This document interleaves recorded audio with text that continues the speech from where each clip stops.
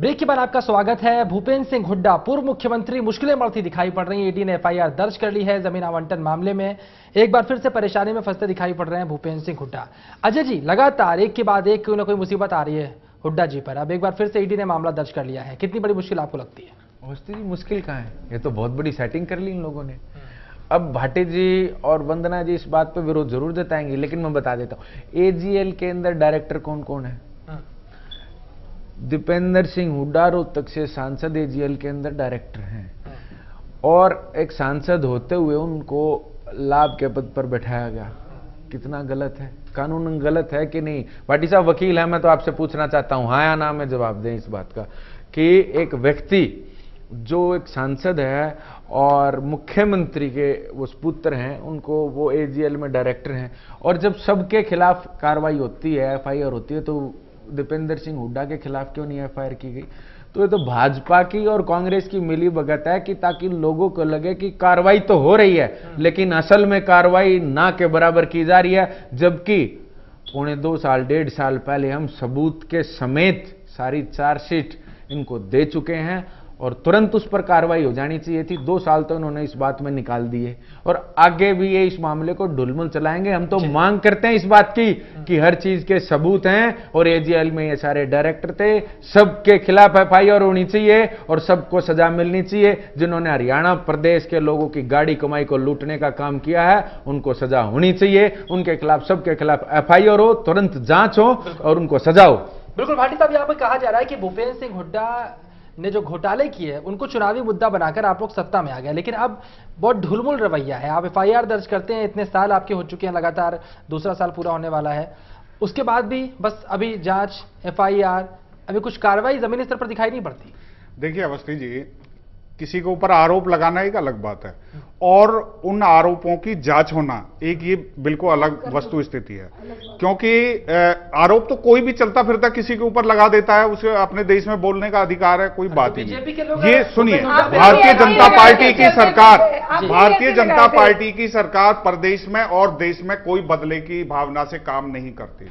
जहां जहां उनको दोषी पाया गया है वहां एफआईआर दर्ज हुई है और उसके ऊपर कार्रवाई चल रही है। और ये एफआईआर भी जमीन का घोटाला है, इसमें भी एफआईआर ये हुई है और बाकायदा पूरी निष्पक्षता के साथ जांच के बाद और उसके ऊपर पूरा उसके ऊपर काम चल रहा है। सांसद रोहतक का नाम क्यों निकाला गया? देखिए, ना किसी का नाम निकाला गया, ना किसी का नाम जोड़ा गया। जो इसमें दोषी होंगे कोई भी बच नहीं सकता। इसमें नहीं, मैं कहता हूं किसी भी मामले में कोई भी दोषी कानून के हाथ से बच नहीं सकता। वो जमीन देना नहीं चाहते थे, लेकिन उनकी इच्छा का विरोध करते हुए भूपेंद्र सिंह हुड्डा ने जमीन का आवंटन कर दिया था।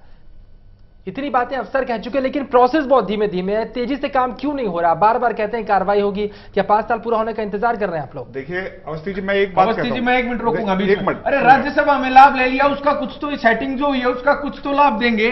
राज्यसभा के अंदर इतनी बड़ी इन्होंने सेटिंग कर ली, उसके लिए बकायदा कुछ तो उनको देना होगा, उसी का लाभ ये उनको दे रहे हैं। नहीं तो रोहतक से सांसद दीपेंद्र हुड्डा के ऊपर भी एफआईआर होनी चाहिए थी और मांग करते हैं इस चीज की होनी चाहिए। अगर कोई दोषी है तो बचना नहीं चाहिए, जिसने हरियाणा प्रदेश के लोगों की गाड़ी कमाई को लूटा है, कोई बचना नहीं चाहिए। साहब जवाब दीजिए। अवस्थी जी, देखिए आप कहते हैं कि धीमी कार्रवाई चल रही है, बिल्कुल धीमी नहीं है। देखिए, एक पहले किसी चीज की इंक्वायरी होती है, उसके तथ्य निकल के बाहर आते हैं, तथ्य निकलने के बाद ही एफआईआर दर्ज होती है। वो ऐसे नहीं है किसी कोई बदले की भावना से काम हो। अभी गुलिया जी कह रहे थे कि राज्यसभा के इलेक्शन में तो इनेलो और कांग्रेस ने नूरा कुश्ती की है। इन दोनों की आपसी मिलीभगत है। वो एक तरफ वो डिक्लेयर कांग्रेस कर रही है कि हम इनेलो का साथ देंगे, इनेलो के कैंडिडेट का साथ देंगे, और उन्होंने क्या किया, ये दोनों पार्टियां आपस में नूरा कुश्ती कर रही हैं। हमने तो पहले भी कहा था कि हमारा समर्थित उम्मीदवार जीतेगा और वो उम्मीदवार जीता। आपको कैसे पता था? आपको कैसे पता था? हर पार्टी अपने, सुनिए, नहीं, आपको कैसे पता था? हर पार्टी अपने विश्वास के साथ इलेक्शन में उतरती है।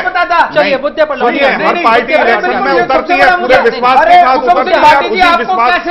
उसी विश्वास के साथ हम इलेक्शन में उतरे और हमने विजय ली। आपको कैसे पता था कि कांग्रेस की वोट? सुनिए, कैसे, ये हमारा आत्मविश्वास कैसा है, हमें पता है ना। इनेलो अपने अपने दावे पर खड़ी है, ना कांग्रेस अपने दावे पर खड़ी है, इसलिए हमारा आत्मविश्वास कहता है कि हम जीतेंगे। सवाल है बंदारी, सवाल ये होता है कि अफसरों ने साफ साफ कह दिया है कि वो इनकार कर रहे थे, वो जमीन नहीं आवंटित करना चाहते थे, लेकिन इसके बावजूद भूपेंद्र सिंह हुड्डा ने ये जमीन आवंटित की थी। इतना बड़ा आरोप लगा, अफसरों ने यह बात कही है, क्या कहें? देखिए शरद, जहां तक बात है सच्चाई की, वो तो जब जांच पूरी हो जाएगी तब पता चलेगा।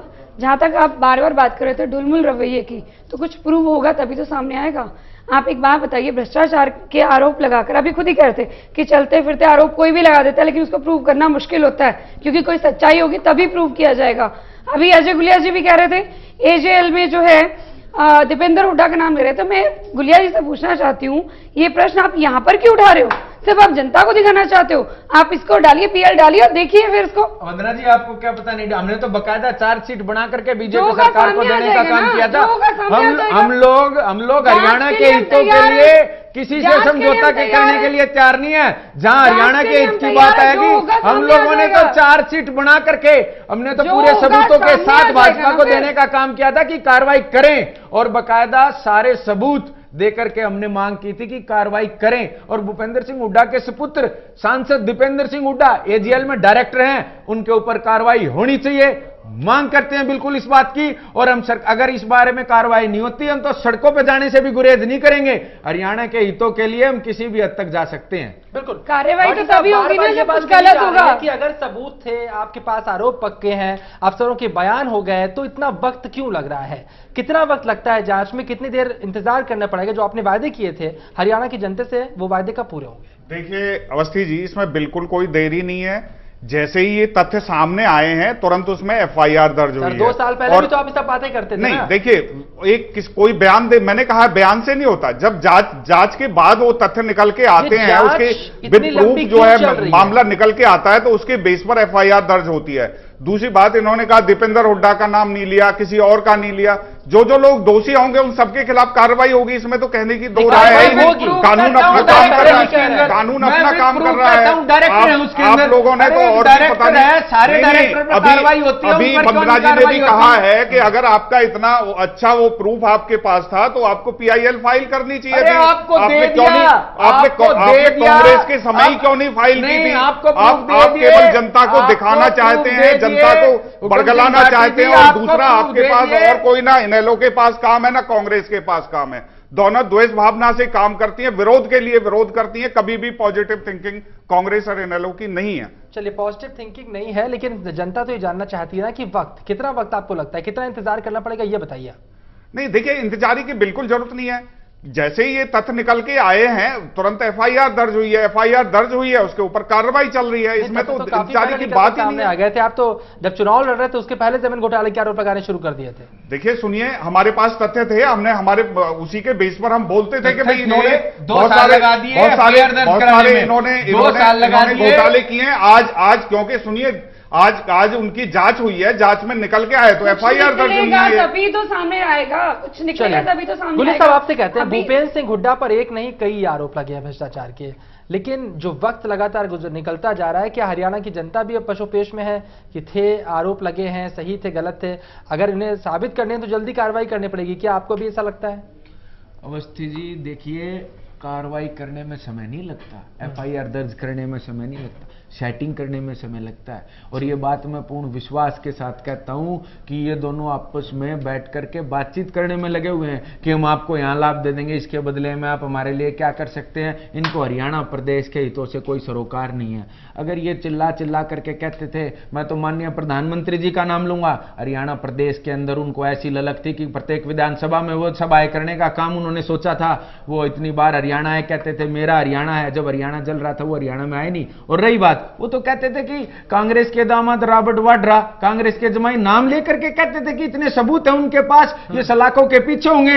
इनके मंत्री जो आज मंत्री बने बैठे हैं, जो सरकार में जो प्रचार करते थे, जो बाहर से लोग आते थे, वो सीधा नाम लेकर के कहते थे कि ये लोग सलाखों के पीछे होंगे, इनके खिलाफ इतने सबूत हैं, इन लोगों ने हरियाणा प्रदेश को लूट लिया। आज क्यों नहीं कार्रवाई होती? क्योंकि इन लोगों ने आपस में साठगांठ कर ली है। इनको हरियाणा प्रदेश के हितों से कोई सरोकार नहीं है। ये तो अपनी सरकार को बचाने में और इसी काम में लगे हुए हैं किस प्रकार से हरियाणा प्रदेश में लूट जारी रहे, और ये लूट कांग्रेस के समय से लेकर के मैं तो कहता हूं भाजपा में भी जारी है।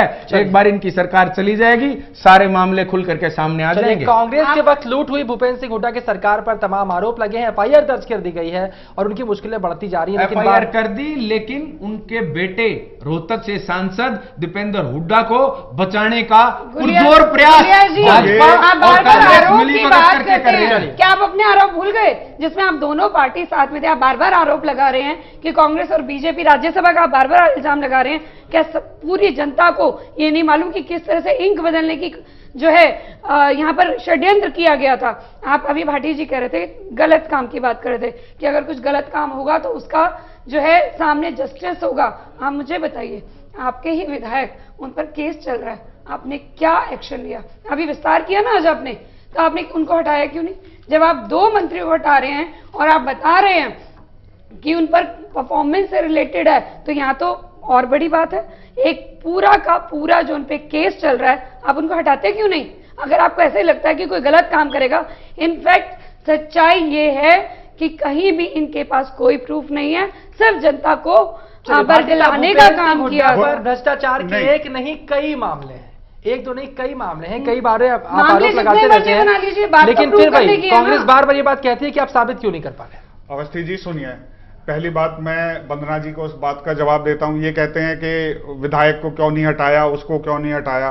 देखिए, जांच चलना और केस चलना, इससे तो किसी सुनिए जरा, नहीं सुनिए, केस चलने से कोई जो है वो उसको हटाया नहीं जा सकता। आपने पहले क्यों इल्जाम लगाए? सुनिए जरा ना, किसी के ऊपर कोई एलिगेशन लग जाने से वो गैर जिम्मेदार नहीं हो जाता, वो उसको हटाया नहीं जा सकता। दूसरी बात सुनिए, हुड्डा जी के खिलाफ जितने भी मामले हैं वो सारे के सारे मामले आज खुलते जा रहे हैं। उनमें पहले भी एफआईआर दर्ज हुई है और अब ये मामला है, इसमें भी एफआईआर है। निश्चित तौर से भूपेंद्र सिंह हुड्डा या कोई और जो भी इसमें दोषी होंगे, सभी के खिलाफ कार्रवाई होगी। इस बात के लिए सरकार बिल्कुल दृढ़ संकल्प है, इसमें कोई दो राय नहीं है, कोई सोचने की बात नहीं। तो आप इसे क्या देखते हैं, कितनी तुरंत फौरी कार्रवाई आप कर पाते? इस तरह के आरोप हुड्डा जी के ऊपर लगे। अवस्थी जी, मैं तो आपका सवाल समझ गया, लेकिन मैं चाहता हूं एक बार आप सवाल दोहराएं ताकि प्रदेश की जनता भी इस सवाल को सुन सके। मैं आपसे विनती करता हूं। आपके हाथ में ताकत होती तो क्या होता है? सरकार होती, आपने पहले बिल्कुल बिल्कुल। अगर हरियाणा प्रदेश के अंदर Indian national Lokdal party, Awasthi ji आप ऐसा सवाल क्यों कर रहे हैं जो सवाल सपनों में नहीं है? आप उस सवाल को आप इनसे कर रहे हैं, आप इनको कैसा ख्वाब दिखा रहे हैं? अगर आप जिस पार्टी का अस्तित्व प्रदेश में नहीं है, आप उस पार्टी को ख्वाब दिखा रहे हैं। सुन तो लीजिए, वो दावे क्या कर रहे हैं? पहली बात तो अवस्थी जी मैं इनका जवाब दे दूं। नहीं, पहले हमने सवाल किया, आपको शायद भाटी जी वकालत करते हुए आपने मुझे बताया 25 साल हो गए, लेकिन आपको इस बात का अनुमान नहीं है कि विपक्ष के नेता का क्या ओहदा होता है और विपक्ष का लोकतंत्र के अंदर क्या रोल होता है। हमारी पार्टी के नेता अभय सिंह चौटाला विपक्ष के नेता हैं, कैबिनेट मिनिस्टर का तो रैंक होता है, मैं भाटी जी आपको बता दूं, और विपक्ष के अंदर लोकतंत्र में बहुत जिम्मेवारी होती है और विपक्ष में कौन आ सकता है? जो मिनिमम रह गए, आप अपना दावा किस लेवल का कर रहे थे? आप देखिए, आज आप विपक्ष का नेता बन के अपने को संतोष कर रहे हैं। आप प्रदेश की जनता को गुमराह नहीं कर सकते। प्रदेश की जनता समझती है कि बार बार आरोप लगा रहे हैं बीजेपी कांग्रेस में साझेदारी हो गई, लेकिन मैंने ये पूछा कि कितनी तरीके से कार्रवाई की जा सकती है इस पूरे मामले में, ये आप बताइए। देश की जनता इस बात को समझती है। सुन लीजिए, देखिए अवस्थी जी, अगर हरियाणा प्रदेश के अंदर आज इंडियन नेशनल लोकदल पार्टी की सरकार होती तो मैं बता देता हूं, जैसे ही सरकार बनती तुरंत प्रभाव से सभी अधिकारियों को आदेश दे दिए जाते कि निष्पक्ष जांच हो।